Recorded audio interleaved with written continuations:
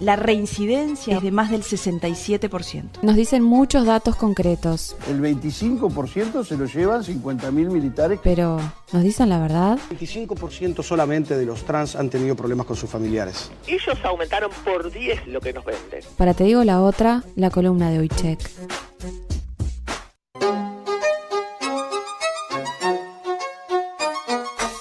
Y recibimos a Román acá en el debut 2019 de esta octava temporada de la otra. Debut de Wojciech. Debut en este año. Esperamos oxidado. Que sean muchos más, Román. Bienvenido. Ojalá sea un año Bienvenido. picante. Podríamos verificar muchas frases de las que se han escuchado. Es un año electoral. Bueno, también te propongo acá al aire. ¿Por qué no tener una sesión de un Wojciech internacional? Podría ser. ¿Por qué no? Meternos con la campaña en Argentina. Meternos algo de Argentina, sí. Que trabajen otros. Cristina, yo vengo y leo. Mauricio, claro, sí. Es un poco más fácil. Chupar rueda con lo que hagan colegas de ustedes allá, ¿no? Poder venirte con algunos chequeos. Porque hay plataformas, ¿no? Parecidas a Wojciech en Chequeado, Argentina. Funciona desde 2010 en Argentina. Exactamente. Así que bueno, te conmino que tal vez más cerca de las elecciones podemos hacer un repaso de lo mejor que haya pasado de chequeos en Argentina. Se me hace que puede ser muy divertido, ¿no? Sí. Es más Disney que Uruguay, ¿no? Es como... Puede haber más ficción, digamos, mucho más. Claro. Sí. Aparte, tenés gente que habla mucho tiempo. Exactamente. Solo con Elisa Carrió, para mí ya está, por ejemplo. Cristina, Lilita, son personajes que hay que agradecerles mucho, ¿no? Todos. Para esta primera columna de Wojciech, en este ciclo de octava temporada 2019, tenemos temas bien variados, ¿no? Tenemos desde puestos de trabajo y tenemos muertos. Vamos a ir a los dos extremos de las calificaciones. Bueno, vamos para a después para arrancar, centrándonos. Vamos a arrancar fuerte, Esto es como pedagógico, digamos, claro. Para que si usted, vecina, que está escuchando en su casa a esta hora, haciendo la cena, ¿no? Mauro, no por ponerme patriarcal, ¿no? ¿Por qué, Mauro? Pero Siempre... la vecina en este momento. Vos en este momento la vecina está pelando papa, el caballero estaba mirando. El garapán. Llega cansado, ¿no? Llega cansado al hogar. Bueno, no, pero usted que nunca escuchó una columna de Wojciech, le vamos a contar cómo funciona, ¿no? Cómo funcionan los extremos. ¿Cómo funcionan los extremos? Ahí va. Wojciech lo que hace es poner calificaciones. Correcto. Tomamos una afirmación de un político, una política, un empresario, un sindicalista. Vemos qué dicen los datos respecto a esa frase y la calificamos del verdadero al ridículo, que son los dos ejemplos que tenemos hoy. Así que vamos a arrancar. Bien, y comencemos por una de las afirmaciones, o en realidad como disparador. Algo que se ha hablado mucho en la campaña, que son los 100.000 puestos de trabajo que ha prometido Sartori que va a crear en los 5 años de gobierno. Y concretamente esas conversaciones lo llevaron a juntarse con la Central Obrera.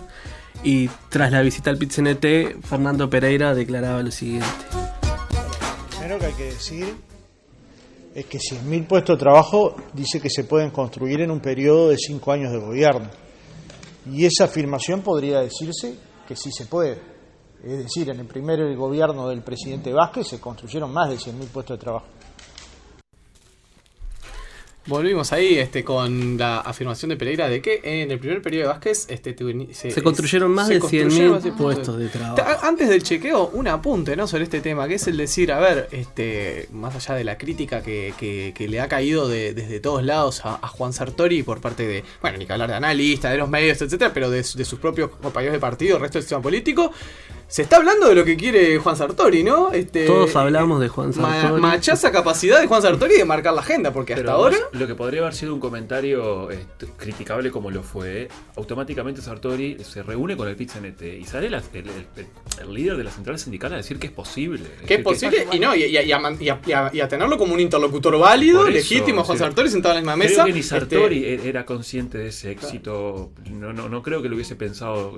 Pero la capacidad de marcar la agenda que está teniendo Juan Sartori no es nada desdeñable, ¿no? Nada desdeñable en una campaña electoral donde yo no he escuchado que se hablara hasta ahora, por ejemplo, de ninguna de las propuestas de los candidatos del Frente Amplio. No ha estado en el candelero, bueno, que la iniciativa de las propuestas hasta ahora es, bueno, se ha hablado de esto de Sartori, se ha hablado de los 900 millones de dólares que quiere cortar la calle Pou, pero bueno, es un tema, ¿no? Y la propuesta de Rañaga, que es más integral la de propuesta de seguridad, ¿no? Pero bueno, hasta ahora quienes están marcando la agenda y Juan Sartori en eso se están notando un poroto. Disculpame, Román, pero bueno, esto es un programa de análisis político, ¿viste? Hay que mechar todo con todo. No podemos saber si Juan Sartori va a poder crear esos 100.000 puestos de trabajo de llegar al gobierno, pero sí podemos ver si se han creado 100.000 puestos en el gobierno de Vázquez. En el primer gobierno de Vázquez. Entonces vamos a chequear a Pereira, ¿no? Vamos a chequear a Sartori. Vamos a chequear a Pereira. Bueno, lo primero que tenemos que decir es que el gobierno de Tabaré Vázquez en 2005 arrancó con una tasa de actividad de 51.4 y la finaliza con 58.4, lo que habla de un crecimiento de 7 puntos en los 5 años. Si la vemos tasa de actividad que son la suma entre personas que buscan empleo y que lo tienen. O sea, la gente que está activa. Que está dispuesta a trabajar, que puede hacerlo, que está activa. Correcto. Exactamente. Si vemos, por ejemplo, lo que pasó en el gobierno de Mujica, esa cifra pasó rondó entre el 58.4 y los 60.7 puntos de tasa de actividad. Y ahora, a finalizar febrero, creo que es el último indicador que publicó el INE, la tasa de actividad en Uruguay está en 57.1, un poco más bajo de lo que estuvo en el periodo anterior de Mujica. Bien. Si vemos esto en términos de empleo, digamos, de personas ocupadas, este es el número de puestos de trabajo en relación a las personas en edad de trabajar, digamos, que son aquellos mayores de 14 años para el Uruguay. Las aproximaciones muestran que en el año anterior al primer gobierno Vázquez, es decir, en 2004, había unas 1.317.000 personas ocupadas. Y en el último año de gobierno, es decir, 2009 lo cierra con 1.5 millones de personas trabajando. Esto implica un aumento de 240.000 puestos de trabajo entre 2004 y 2009. En tanto, durante la presidencia de Mujica, para poner otro ejemplo, la cantidad de personas empleadas aumentó también. En este caso, 119.000 personas fueron ocupadas más que lo que había dejado Tabaré Vázquez en su primer gobierno. Entonces, la afirmación de si es posible crear 100.000 puestos de trabajo en un periodo de 5 años es verdadera, sobre todo se hizo en el primer gobierno Frente Amplio, en el gobierno de Mujica también se puede hacer, y estará después de ver si el próximo presidente puede crear más puestos de trabajo o no. Por lo tanto, la afirmación de Fernando Pereira es verdadera. Es verdadera. Se quedó corto incluso, le pongo se quedó corto. Moderado Pereira. Podría haberse subido más al carro, decir, en el primer periodo de frente se crearon 200.000 y pico de puestos de trabajo. Yo que Pereira le decía a Sartori, por poner el doble. Está asumido, bueno, el contexto. Bueno, hay que ver la tasa de actividad inicial. Bien, así que entonces, a Pereira le damos un verdadero. Un verde. Pasa la nota en este primer programa y ahora pasamos al precandidato del Partido Verde Animalista que nos visitó hoy. Vamos a chequear al mismísimo doctor Gustavo Salle. Debe ser muy complejo chequear a Salle, se me ocurre. No, en esta oportunidad fue muy sencillo, digamos, no requiere mucho trabajo. Porque es una afirmación es una afirmación contundente. Y lo vamos a ver también cómo lo expresa en el audio, se va a ver que se siente fuerza. En este caso se trató en la ciudad de Mercedes, en la Expo Activa, donde hubo una especie de reunión de precandidatos, de los cuales Salle fue uno de los que participó y decía esto. En 3 gobiernos del Frente Amplio, y voy a ser respetuoso, no voy a utilizar la terminología que yo acuñé, tenemos 6.000 muertos. Bien, contundente. Okay. 6.000 muertos. En los 3 gobiernos del Frente Amplio tenemos 6.000 muertos. Es más, se quedó cortísimo Salle, porque personas que murieron, muchísimas más. Estoy seguro que durante estos últimos 15 años ha muerto mucha más gente por un tema. Solamente fueron 6.000. Si estamos hablando de la tasa, digamos, de natalidad y de mortalidad en el Uruguay, Salle se quedó corto, ha muerto mucho más gente. Todos los años mueren como 60.000 personas. Igual acá está bueno saber qué muertes consideraron ustedes. Ok, primero nosotros lo que hicimos... Gustavo Salle cuando habló de los 6.000 muertes violentas. Sí. Bueno, lo que hicimos fue preguntarle a Gustavo Salle, y vamos a spoilear un poco el final. Y lo que nos dijo fue que se basaba, citaba una cita que leyó en un tuit. Su fuente de los 6.000 muertos era un tuit. Entonces, ¿de quién? No sabemos. No nos comunicó.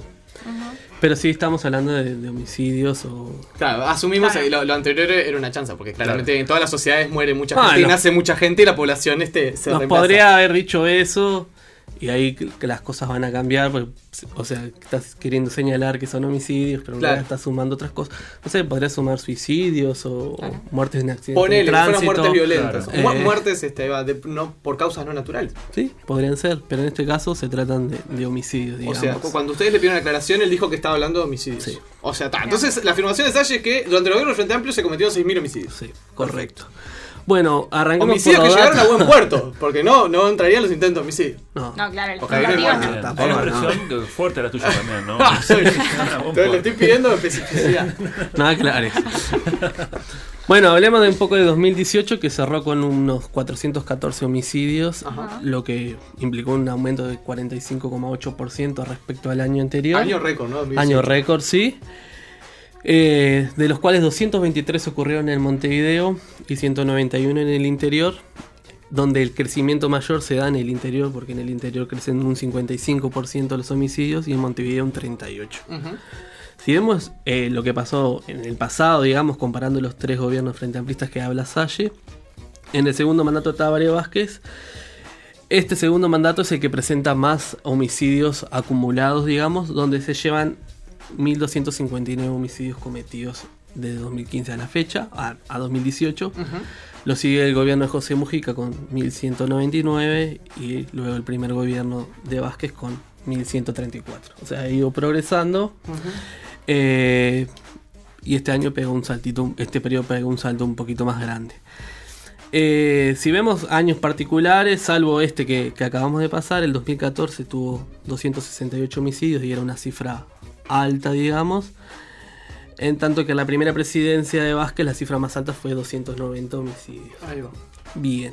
Si hacemos la suma de los homicidios tres año a año, periodos, digamos, esto nos da un resultado de 3.592 homicidios. Claro.